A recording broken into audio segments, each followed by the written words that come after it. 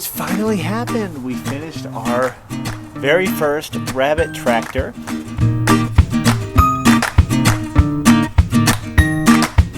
Today I want to talk about some of the things that we learned and some of the things that I would suggest as you are building your own rabbit tractor. Definitely some challenges, but overall we are really satisfied with how this thing looks. Hats off to my wife who did all the research and about 99% of the construction of this. So in this video I'm going to talk about what we learned, what the cost was, and everything that you'll need to really start planning your own rabbit tractor. Okay, let's get a closer look at this thing. I feel obligated to say that it is winter time, and the purpose of a rabbit tractor is to let your rabbits graze on some grass during the not winter time. But right now this is the opposite of awesome ground because it's dead. And so right now we've got this 3x6 rabbit tractor that we put on this 8-inch tall with some treated wood with some 1/2-inch hardware cloth to basically let them run around on this. So in basically any other time of the year, they're on grass and we move it daily. But right now they are stationary and they just get plenty of hay and plenty of room to play around in. Now this is a 3x6 and some people make 2x8.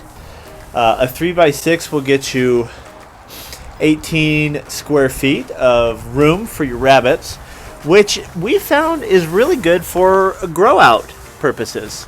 So for us, we use one of these per kindle. Now what you see here is the remnants of 2 kindles.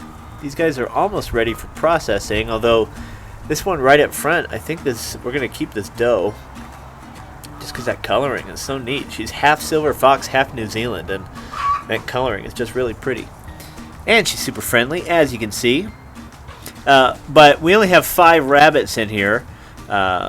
We had 2 kindles. We had, I think it was an 8 and a 9 to start with. I think we lost 1 or 2 between those 2 kindles. But we just sold, I think we sold 10 or 12 rabbits just a little while ago. So that's why there's only 5 in here. But plenty of room to basically keep your rabbits in here, a full kindle in here until processing. So the total cost of this thing was somewhere around $100. We chose wood to make this, and we joisted the heck out of it. You can see every angle has a joist on it. We've just learned time and time again, just build stuff, make it last. This top is corrugated plastic, and it's just mounted to the top here. It's incredibly light, so that's great because we're moving it just about every day. I say just about, we're moving it every day. Oh, it's latched right now. We also have the latch on there. The latch is great because it could keep a raccoon from doing that, but more importantly for us, keeps the wind from blowing this up.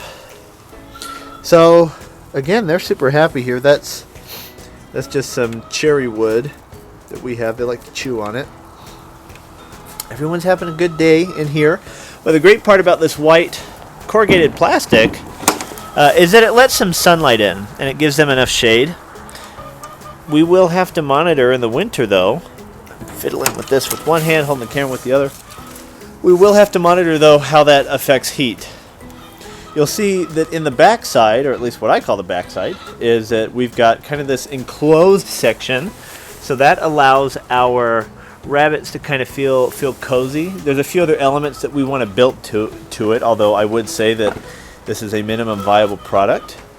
You can see we give them virtually free choice pellets on top of this. So the point of the grass is to let them eat as much grass as they want. We also have a ton of clover in our pasture, which these rabbits go nuts for.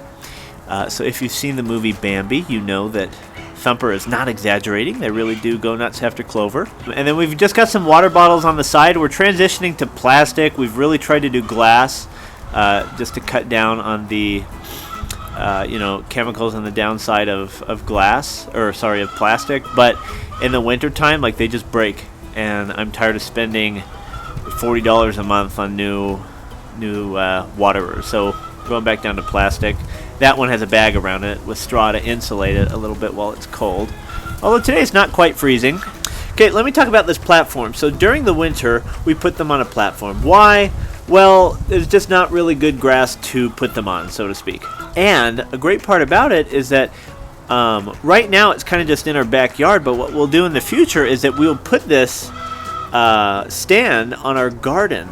And as you may guess, it basically collects their poop and allows us to store that. I should have cut a picture of it. Maybe I can sneak along the side. I'm going to have to open it again, but I think it's worth it for you to see. So down there,